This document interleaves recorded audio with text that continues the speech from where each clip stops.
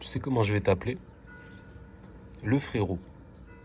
Parce que si t'étais pas là, je ne parlerais pas.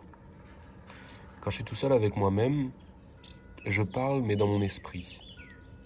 Car toutes les paroles que tu matérialises dans le monde physique, qui peuvent s'entendre, peuvent être entendues, bien évidemment. Dans ton esprit, tu peux tester plusieurs paroles, plusieurs pensées, les laisser passer, sans forcément les créer, les matérialiser.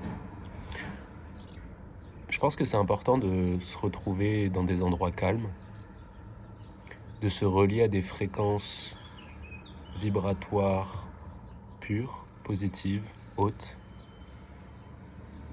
et d'apprendre à ne pas matérialiser toutes ces pensées, apprendre à les laisser passer. Ce ne sont que des fréquences que l'on capte. Ce n'est pas toujours nous qui pensons à l'origine, et c'est pour ça qu'il est important d'être conscient. Nos pensées transforment la réalité. Elles peuvent l'embellir, l'améliorer, ou bien créer des freins. Et c'est pas ce qu'on veut, ni toi ni moi.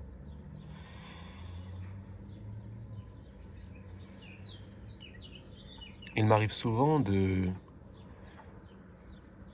baisser en fréquence, d'avoir un petit peu peur que les choses se passent mal, et donc de vouloir tester la solution de secours, de me préparer au pire, comme j'ai toujours fait.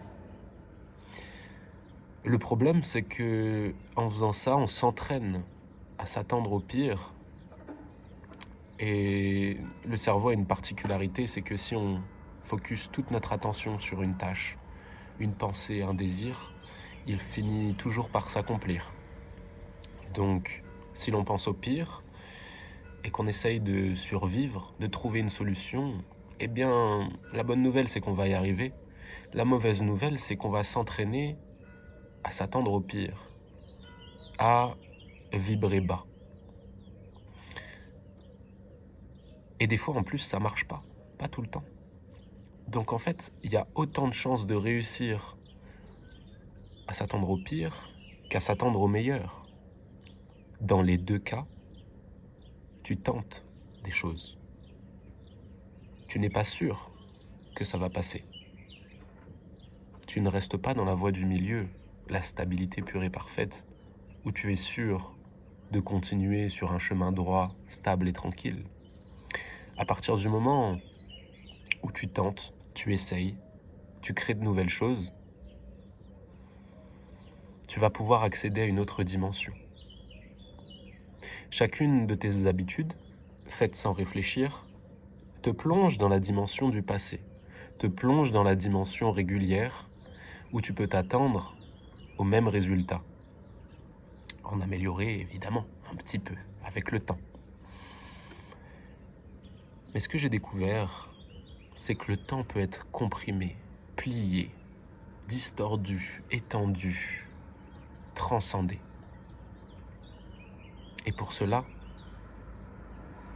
il faut. Il est possible. On peut se mettre dans de nouvelles situations. Ça commence par la parole, apprendre à parler différemment, penser différemment et agir différemment. Parler à cette personne dont tu n'oses pas encore, faire cette action que tu repousses depuis tant de temps. Qu'est-ce qui se passe ensuite? Quels sont les bénéfices de ces nouvelles actions? Il est impossible de le savoir à moins de commencer à mettre un pied dans le vide, dans l'espace, du chaos, de l'infini des possibles. Et pour cela, pas de limite claire.